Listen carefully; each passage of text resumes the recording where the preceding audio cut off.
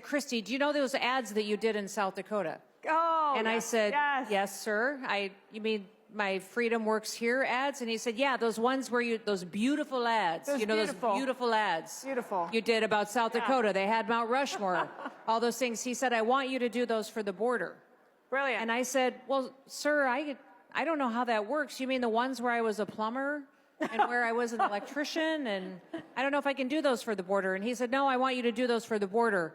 And I want you to do those everywhere, not just in the United States, but I want them around the world. I want you to tell people not to come to this country if they're going to come here illegally.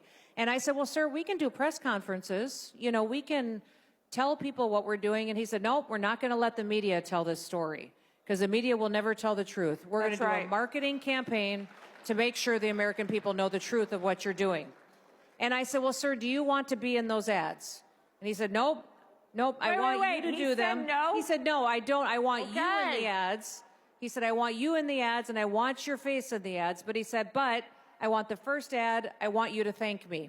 So I want you to thank me for closing the border. And I said, yes, sir, I will thank you for closing the border. So if you notice, in that ad, we thanked him for closing the border. And then I'm Kristi Noem. Sources say the breaking point for President Trump when it came to Homeland Security Secretary Kristi Noem was this $220 million taxpayer-funded ad campaign featuring Noem galloping near Mount Rushmore. Senator John Kennedy pressed Noem about those ads during a hearing this week. The president approved ahead of time you spending $220 million running TV ads across the country in which you are featured prominently. Yes, sir. We went through the legal processes, did it correctly. Did the president worked know with you were going to do OMB. this? Yes.